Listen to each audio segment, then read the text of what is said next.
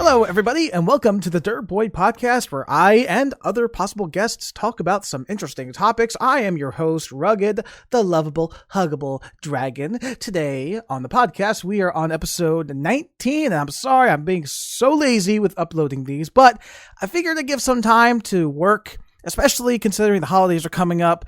And, I need to relax a little bit. Plus, I'm streaming at the same time. So whenever I come up with different topics, I usually stuff them together, write some little notes so I can know what to say. But for the most part, this is pretty much a wing it kind of thing.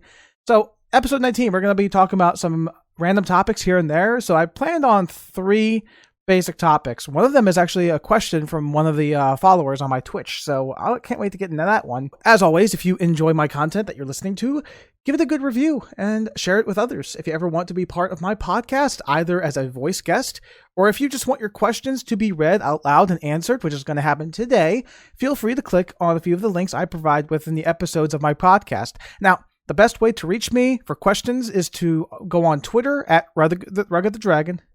Now, the best way to reach me for questions is on my Twitter at RuggedTheDragon, all in one word. And you can also join my Discord channel if you ever want to, since I'm on there very often. And I also have a Telegram group as well. So once again, all the links are going to be in the episodes, so feel free to look at them and click on them. Also, on my Twitter, I have a link tree as well, so just click on that. It gives you all the links here. Most importantly, I'm also on Twitch quite often under the same username of RuggedTheDragon, all one word. So all the links on my social media, again, descriptions on my podcast, check them out. And I hope to hear from you and everyone else as time rolls on by. Now, before we get to the 3 main topics, we do a tradition now where I start off with a couple shout-outs along with some life updates. So first, let's start off with some Twitch shout-outs and recent followers on my channel. So I accumulate the names of people that have followed me from the past few weeks or even a month. Now, it's been a while since I made a podcast, so there may be some names between the last name I announced in my last episode and the ones I'm about to announce now. There might be a couple that I missed, and I so apologize for it. It's because Twitch doesn't keep a giant list of everybody, so I better keep these updated as much as I can. So, for follows, let's start off with Major Overlord 1990, Alistair Afton, Arctos, we also got Pistachio Man for the follow as well. Al the Pyro resubscribed to me with Prime, and they've been subscribed for 7 months, so I appreciate it, Al. Al's a good friend, by the way. We still need to upload that video we made where we were playing a game called It Takes Two. I have the footage and everything. I just have to make the video, and I've been a little lazy, but it'll be done soon. Don't worry, I'll get to it. We also have a follow from Naomi Wolf 2. Black Dragon 6648. We also have a Super Red Panda. All of these, sometimes the words are all together and makes me think of something else. I was about to say Soup Red Panda. No, it's Super Red Panda. Excuse me. Par B. We also got Panda Buns 3003. I Respect You, and the U is a number 1. We also got Spaceman Boy 123, Ryu Spirit VTuber, Outcast Stars.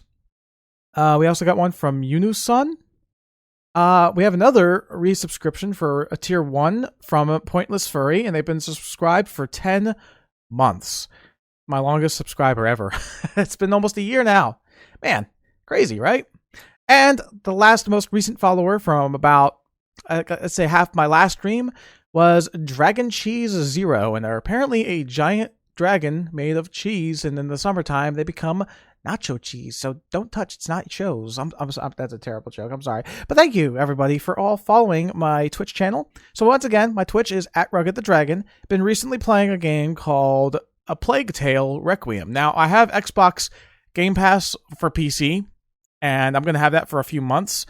The app itself is just horrible. It's just really slow. It works. It's just really slow. So if I ever want to play games on Xbox Game Pass, I have to remember to enable the app an hour or so before I stream so everything can be updated and ready to play. Otherwise, nothing works. All right, so life updates. So what's been going on recently with me? So let's start off with work. Work is going to be tough.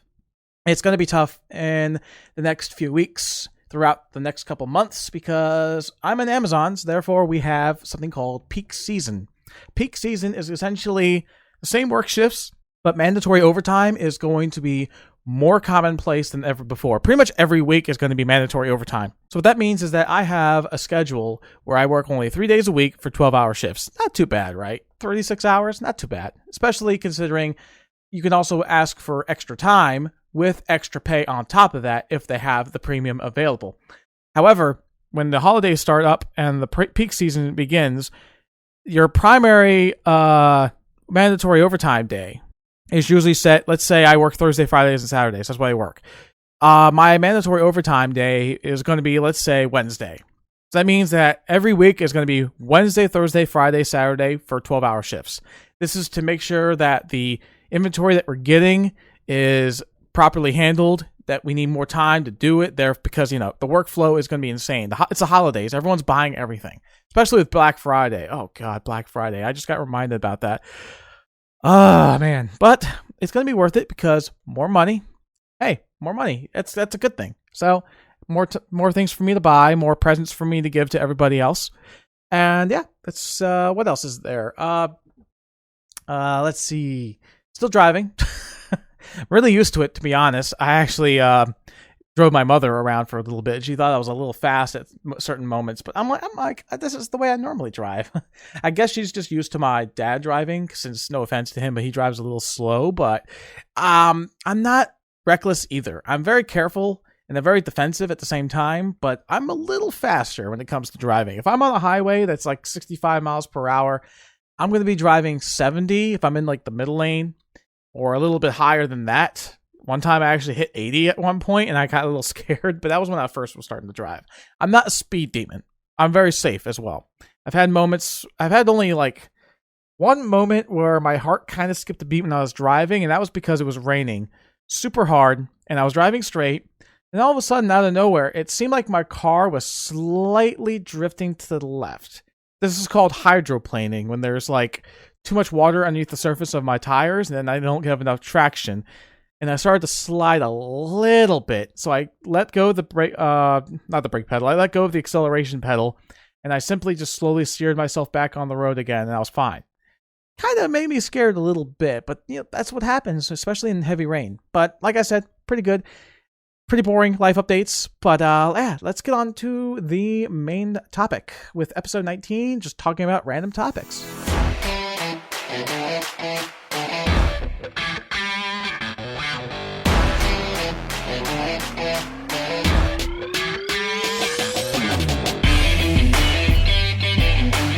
All right, so the first thing we're going to start off with is a question from a Twitter follower.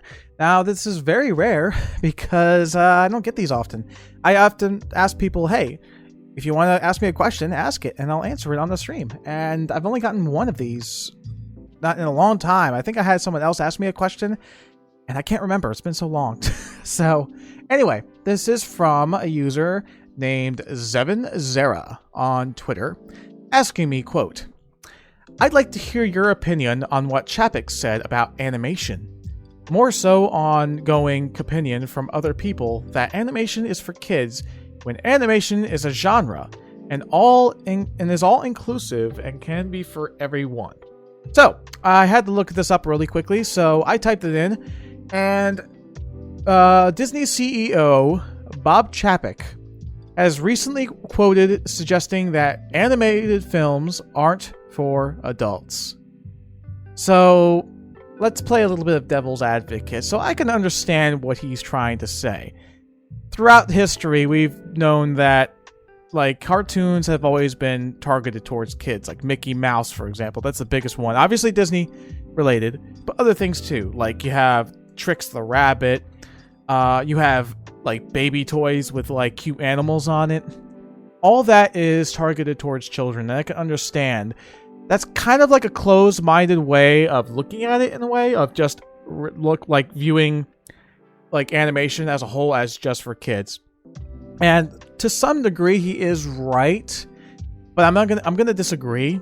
Now, anything can be targeted towards kids, not just cartoons. It could be like other real-life TV shows. It could be artwork. It could be video games, even, right? But as a genre and as like an art itself, you're going to have people that are going to deviate away from targeting children, and they're going to target people of a wider age group, either to like from young kids to teenagers to all ages, and some will just restrict the children and teens entirely and go straight to adult animation, which is very common. I don't know what year exactly adult animation started, but I know that for a fact it was probably sometime around the 70s, if not the early 80s, I believe. I may be wrong. Animation included things like Fritz the Cat, for example. I've never seen the movie, right? Fritz the Cat was... I don't know who directed it. Let me look it up real quick.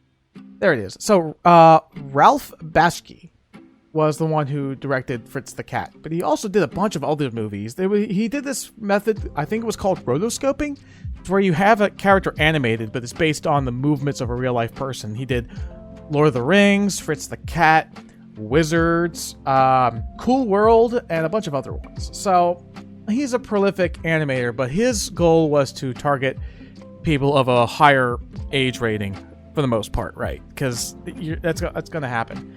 So that being said, naturally, when it comes to animation, in my opinion, like, I think this guy is definitely wrong. I understand where he's coming from, but animation as a whole is whatever you want to make of it. You want to make it for kids? That's fine. You want to make it for adults? That's fine. It's art. Art is not subjected to limitations based on what somebody says.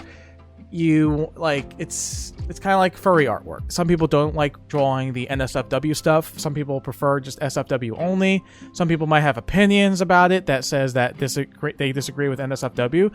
It's fine. Just don't tell people that they can't draw certain types of artwork just because you don't think it's a good thing. So it's interesting that, I mean, it's like, I know I'm going on about this for a while. So like I said, I understand where he's coming from. I know that he thinks that animation should be pure, and he's not the only one, but you know, I don't mind what people make. You know, it's their freedom to do so, and I think that's the best thing you can ever have, especially in this country. So yeah, thank you for the question. Or it's more like, I don't think it's a question, it was more like me shedding light on a subject that he wanted me to shed light on. So yeah, Zevin Zera, thanks for the tweet, by the way, regarding Chapek and his opinions on adult animation in general. So let's get on to the next part, which is about being social in video games, or like the chatter that is involved with it. So you know me, I play Call of Duty a lot. I would like to get into Halo Infinite, but that game is in disarray, even with the updates, but that's another story entirely. So, everyone talks about social Call of Duty or social whatever. It's dead. It's dead. And I'm like, okay, so let me understand their perspectives here. Let me see what they believe in regards to the whole social aspect of video games in general being dead. They go on about developers. Is their fault. Wait, what? How? How is it their fault? So let me go into it a little further. They suggest that, now specifically for Call of Duty, they believe that social Call of Duty, or social gaming in general, is dead because of the skill-based matchmaking algorithm and disbanding lobbies. Why am I not surprised? Another argument to try to get rid of two things that are necessary, but people just don't like because they don't understand anything. So, my opinion is this. Social Call of Duty, social video games in general, that's not the developer's fault. Why, if it is going down the tubes, it's not their fault for causing it at all. We are, as a community. Now, I'm not very toxic on game chat. I can be if I want to. But when you go into a game of Call of Duty or any other PvP match where you have game chat on, try to talk to people normally and see how often you get people yelling at you about, you're like, shut up this, you're cheating that, adding every single expletive and racist term you could think of, yelling at you, screaming on top of their lungs. Not even screaming at you. They could be on the game chat with their music blasting out loud. Or they could have an infant child that needs their care and is just rolling on the carpet, getting carpet burns for like the past 12 hours because you decided to invest $60 or $70 into a video game instead of buying it for groceries, right? Instead of buying groceries, you bought a game, and now your infant child that needs your care is just rolling around the carpet screaming, begging you to feed him. And that's all blasting on the microphone right now. That is why social Call of Duty is downhill. It's because nobody wants to hear that. Nobody wants to say, "Hi, how's everyone doing today?" and then get a response from 15 people going, "Rah! I hate you so much. Why are you this and that? Why are you certain things that I can't repeat? Blah, blah, blah, blah, blah, blah, blah." And then that's when I go, mute. Nothing. That's what I prefer to do. That's what I do in Call of Duty nowadays, because having voice chat on just irritates me. And even remotely trying to conversate with people is just a lost cause. Now, the people who say that Call of Duty Social is downhill, they're the ones who are trash talking the most. They think that's the most fun thing in the world. Hey, it's fun to have somebody yell at you. It's fun to yell at them because you create rivalries and all that. And by the way, you can't create friendships in Call of Duty anymore. You can't create friendships at all, blah, blah, blah, blah, blah, blah. No, it's because even if friendships can't be created, it's that barrier that I mentioned before. People are just so loud and toxic, there's no point. Why would I be making friends with all of these people who are just going to yell at me? And even if I liked somebody because of, say, their playstyle or their username, hell, maybe they might have some kind of indication that they may be part of the furry community. I know I've made a friend like that before. His name was Volkris. I'll give him a little shout out there. He was playing Call of Duty World War II. And I didn't really hear him chat. I was just realizing that his icon had a green wolf, and I'm like, oh, is he a furry? So I sent a friend request. See, that's what it takes, people. If you want friends, send a friend request. It's not that hard. Problem is, people are too shy, or they just don't want to because they're lazy. Yeah, and everyone's like, oh, well, disbanding lobbies prevents these friendships and these rivalries, and we see the disbanding lobbies need to be gone for Call of Duty because it just doesn't drive the social aspect of the game very much. You're like, bullshit. I'm just gonna say that out loud. You know why? I remember making friends all the time in Halo 2, Halo 3. All of those games had disbanding lobbies. Every lobby you join in, you have these people that you play with for a while, and then after the game is done, you don't see them anymore. You might see them once in a while, once again pop up. Maybe they got put into the queue and they got put into the same match that you did.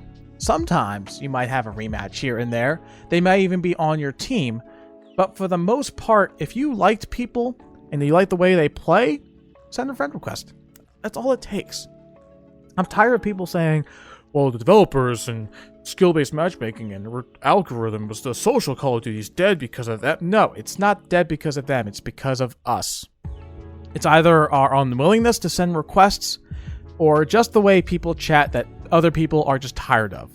Like, I'm tired of it. I've been tired of it for many years. I always kept my game chat off. It's very rare I turn it on. And for the most part, the only reason why I turn it on is to hear reactions at the end of a game or during a game sometimes. And that's it. Very rare. And there's a good reason for that. It's not because I'm weak. It's not because I'm a cis or anything like that, because I don't want to talk to people in Call of Duty. It's because I just don't tolerate them anymore. It's my choice too. I don't understand why people are saying, well, you're the problem, blah, blah, blah. You don't want to talk to people. You don't want to be social. Yeah, I don't want to be social because I don't want to talk to turds 24/7. I'm sorry. That's just the way I do things. It's my game. I decide who I want to talk to. If I want to talk to good friends, I talk to good friends. But we do so on Discord. I don't want to talk to random Timmy No-Thumbs who are screaming into my ear, telling me how much I suck at the game despite them going 2 kills and 35 deaths. It's not worth it, man. Not worth it. So, let's get on to the next interesting topic, which is something that is going to make people cringe a little bit, but bear with me. So some of us go on Twitter, right? Specifically furry artists, right? We go on Twitter and we make our opinions, and for the most part, we post artwork. So you got people going on Twitter and they see this artwork that other furries post and they think it's really cool. Now it gets to the point where it's like, you know what? I haven't had artwork in a while. I really need something like that. So you go on Twitter and you type in something like, "Hello, furry users. I would like to have artwork and I need to find out what people are good for commissioning artwork or whatever." And hit send tweet. You get 50 replies and you're thinking, "Oh, wow. There are a lot of furry artists out there that really like my tweet. Maybe I can get some artwork." And then you notice that all of your replies are users that have regular, like, female profile pictures of just random girls with smiles and glasses. And they're like, "Hey, send me a PM. I'll send you a PM. Send me a PM. Hit me up with details. Hit me up with details." And you realize every one of these accounts are fake. They're fake accounts. They're probably run by real people, but for the most part, what they do, I don't know how they do it exactly. All I know is that they find some way to figure out who says certain keywords like artwork or commissions, and they latch onto these and reply with these like bot replies. And as soon as you talk to these people, they'll tell you, "Oh, they're an artist. They could do work for you. How much is it?" "Oh, they'll try to charge you $200. But here's the thing. Don't ever give them money. Don't ever give them money, because they're going to take it and run away. I'm not familiar with it because I never gave these people money. I just know who scammers are. They're all scammers. And Twitter is full of them. You make a post about it and you'll get at least maybe 5, 10, or 20 replies. Maybe more than that. Depends on how popular you are. And it's so ridiculous that Twitter hasn't solved this issue yet. Now, Twitter is a bit in disarray right now. Everyone's saying that, "Oh, Twitter is dead." No, Twitter is not dead. The reason why is because the people complaining about Twitter is dead is complaining on Twitter. You're on Twitter right now. You're using it to complain. Therefore, it's not as useless as you think. Everyone's like, "Oh, we should go on Mastodon or whatever." Really? So, that's a different topic altogether. So anyway, yeah, the bot issue is a problem. But that's not the cringy thing that I have to talk about. The other thing on Twitter, I haven't been delving into them recently, but they still exist. And for those in the furry community, you may be fully aware of these, and you're probably going to bite your hand and like the amount of cringe that you're going to think about. They're called RP accounts, or role-playing accounts. Now, these are accounts on Twitter where these people appear to have a fursona, like a wolf character or whatever. But most of the time, it's not even their own character. They would look at my character and see a dragon and be like, "Oh, that looks pretty cool." They'll take my character's artwork, post it as their profile picture, and they'll call themselves Rugged the Sexy Hunk Dragon or something. And they'll have different types of artwork of my character being used without my permission, or the artist's permission for that matter. And then they'll say, "Hey, I'm a sexy hunky dragon. PM me for some good times." And the worst part is that a lot of people fall for this. A lot of people fall for this. Some kind of sexual gratification they can't get anywhere else. They have to talk to just these public role players who use other people's characters without permission to get attention. The worst thing. I haven't been a target of this yet. I hope not. Who knows? There might be an account right now that somebody is using with my character. So I don't know. They're disgusting. They're thieves. They're art thieves. They just go on and use your artwork without permission and use it for their gain. It's silly. I hate it so much. Sometimes a role player will be presented with the arguments from the artist and the creator saying, "Hey, dude, not cool, man. Take your artwork down, please. You didn't get my permission to do this." Sometimes they'll just ignore the artist and the user and block them entirely. Sometimes the role player will agree and say, okay, it wasn't my character. But then they'll just use another person's character, and then the whole process repeats over again. And then you got those really special role players who will say, well, it's not my art, and I mentioned that it's not my art. Okay, so don't use it. What's so hard about that? Well, I put not my art, so I'm good. No, you're not. You're not. And it gets worse, too, by the way. I understand, we have our we have our fetishes, kinks, or whatever. There are people on these role-playing sites that will link their friends and declare them as family members. My mother is this user. My sister is this user. My brother is this user. Why are you creating families? You're not related. I know it's roleplay, but it's just, like, why? Why? It's like a chain of cringe, right? Chain of cringe and art thieves. And I think it's still going on today, and it's ridiculous. It's like, okay, if you want to create a role-playing Twitter account, right? Ask a few artists, pay a little bit of money to create your character, use that character that you created, that you had an artist draw for you, and that's your account right there. Now, in a perfect world, that would be the case. However, for some odd reason, these people don't want to get jobs. I wouldn't even be surprised if a lot of these role players are even under the age of 18. That's why you always ask. I wouldn't be surprised. They probably don't even have the ability to get a job because they're too young for it. Or, like, they might just be too lazy to get a job. Who knows? In a rare case, they could be handicapped. But still, it doesn't warrant you to steal artwork from other people just because you can't get money to get artwork yourself. That is disgusting. That's why I hate role-playing accounts. I hate fake bot artists on Twitter. I hope they get dealt with very quickly. And I have seen Twitter, fortunately, ban all of these fake art accounts very quickly. But the problem is, it's kind of like a game of whack-a-mole. No matter how many times you hit them, they're always going to keep popping up. And unless something major is done to prevent them from being created, we're going to see them very often, especially on a big site like Twitter. All right, and that pretty much wraps up this episode of the Dergboi Podcast. So this is RuggedTheDragon. I thank everybody here for listening to the podcast and hear me ramble on for whatever time that you've listened to the podcast. Sorry again for uploading these like every month when I suggested myself that I should upload them every week. But like I said, work happens, busy life happens, sometimes even laziness. I'm not afraid to admit it. But and again, if you have any suggestions on new topics that you want me to talk about, if you have a question, you want to be a guest on the show, I gladly want everybody to participate. It really helps me out and lets me feel better knowing that I'm involving more of you, the listeners, to my podcast.